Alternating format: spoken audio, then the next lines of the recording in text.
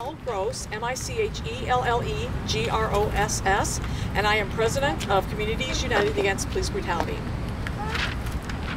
I'll get started. First of all, let me thank everybody for being here. It's a wonderful occasion to be able to get together and to talk about a really terrific victory in a very difficult situation that we've been working on for quite some time. As you probably heard, the City of Crystal was forced to agree to a legal settlement with Sergeant Rob Erkenbrack, a 28-year veteran of the Crystal Police Department with a spotless record. Despite this record and his outstanding service to the City of Crystal, Sergeant Erkenbrack was maligned by the city and police administration and ultimately fired as retaliation for being a whistleblower. When this matter first began, Communities United Against Police Brutality immediately stepped up to support Sergeant Erkenbrack because we believe in standing with police officers who do the right thing for the community. We made valiant efforts to notify the members of the City Council of this injustice. Instead of listening and taking action to right the wrongs, the City Council members stuck their heads in the sand and did nothing, choosing to stand with their corrupt police chief and city manager. As a result, every single taxpayer in Crystal will pay a hefty price for their inaction. Not only did Sergeant Erkenbrack receive a substantial cash award for the retaliation he experienced, but the city paid him to sit at home on administrative leave for 4 months, then paid overtime to other officers to cover his absence. And this is in addition to hefty and large, undoubtedly large legal fees that and legal dollars that were squandered for the taxpayers to cover corruption and retaliation by the Chief of Police. Sergeant Erkenbrack just wanted to do what he'd been doing for 27 years, serve his community with honor. The Police Department Manual and the Minnesota Post Board regulations dictate that if an officer becomes aware of wrongdoing by another officer, they are required to report it. And that's what Sergeant Erkenbrack did. He reported a written bet that he had accidentally found between current Chief Stephanie Revering and another officer over when a newly hired officer would be fired. He directed one of his staff members to accept a complaint from a strip club owner over inappropriate conduct in the club by Revering and other police leadership. He complained about the department's refusal to investigate a theft committed against a Crystal family because the prime suspect was a police officer with another department. Sergeant Erkenbrack's ethics and integrity cost him dearly. But the truth is now finally out in the open for all to see.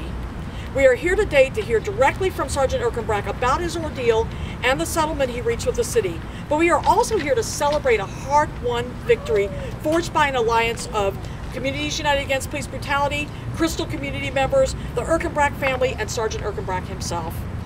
Even as we rejoice in this victory, we remember that the job is not done because we are still fighting for justice for Officer Watt. We look forward to the day when we can deliver good news on his case as well. And with that, I'd like to have Sergeant Rob Erkenbrack speak to you. Thanks, because we're going to put this one. Okay. I can't remember what it is. Yeah, there you go.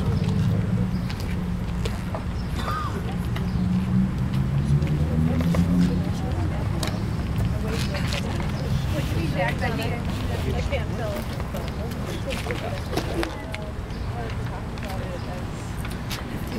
He's not paying any attention. He acts like he doesn't know. I want to just take this opportunity to thank Michelle for that. She kind of outlined the situation here. I also want to take this opportunity to thank the members of the community that supported me this entire year, my family, and as I said, the members of Community United Against Police Brutality that stood up and really went to bat for me. This situation has dragged on for a year now. It's been extremely difficult. The city, for the past year, has said they've been justified in what they've done, but in this past year they've had ample opportunity to stand up and prove that they had cause to do this, and at each opportunity they refused. The city manager and the chief refused to release information to the city council, provide them with the details of the situation. They also refused to provide information to myself of my original investigation for 3 months. by state law they must provide. On June 6th of last year, I was called in and told to resign or face discipline. When I said I would not resign, I was then placed on home assignment and kept there for 4 months. When I again refused to resign, I was then investigated again. At the original meeting, they told me to resign or retire, but I could not speak to anybody about it. That is what they terminated me for. They stated that I spoke to people about the fact that they told me to retire, which is ridiculous. The city then agreed to arbitration in January. They dragged it out. As you know, with the new changes in the PERA pension laws, May 31st was the magic date for any officer over 50. So the city seemed to be very diligent at dragging the situation out as close to that date as possible. In early January, arbitration was scheduled where the city could present their case. Within a few days before arbitration, the city backed out of that and suggested that we mediate. I know the city released a statement that this was a mutual thing to resolve it. The city backed out of arbitration. I did not. After speaking with my attorneys, we decided to go to arbitration, to go to mediation and see what the city was going to offer.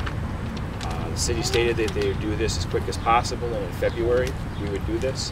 But once again, the city delayed it several times and dragged it out to early April. In early April, we went to mediation, and the League of Minnesota Cities became involved, which is the insurance company for the city. And after a day of arbitration, we actually, myself and my attorneys, left the mediation table and without resolving the issue. The next day, we were called by the League of Minnesota Cities and offered a deal to buy me out of the situation. After they heard the entire case, and it was a fresh set of eyes on the situation. I think they saw what the situation was and realized that they needed to do something. The city has settled for $160,000 to me for the situation. The city has also agreed to rescind my resignation, my termination, and my demotion. I know that they have announced already that they had cause to terminate me, but that already violates their own settlement agreement, which they stated they would rescind my demotion and my termination. Also, the agreement is to reinstate all privileges as far as my retirement badge and retirement privileges that any retired officer gets throughout the state that has a significant amount of time on. I'd just like to say that the situation was horrible for everyone, and it didn't need to happen. I was within 6 months of retirement, and it should never have happened. It cost the city a lot of money to do this. If the city had gone to arbitration and got a favorable ruling, it would not have cost them any more money. It would not have certainly the mediation did not save them any money, but it allowed them to hide information that should have been out there. Again, I'd just like to thank everybody that has assisted me in this and helped. It's been a long ordeal. As I stated, I was 6 months from retirement. Now I get to at least retire happy and move on with my life. It certainly isn't the preferred method, but it's at least a vindication of what is wrong. I think it's simple math. The city, if the League of Minnesota City pays that amount, there certainly is a reason for it, because they feel that someone is at fault within the city. So, thank you.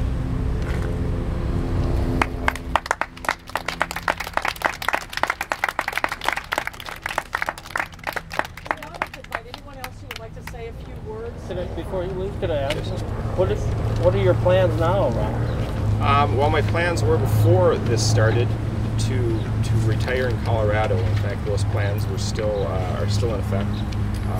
We have sold our house and are moving to Colorado with my family. That was my retirement plans prior to this that were very open. I was very open with that, and I think that the situation was that by doing this to me, they would push me out early, and I would just leave and not fight them. So at this point, me and my wife and my children are packing up the car and the van and driving to Colorado, hopefully to start a new chapter in our lives. So this was pretty, I mean, painful for you, like we were talking about earlier. Yes, it was I had almost 28 years of service, and a good service. I have nothing in my file, and I think I was a fairly distinguished officer.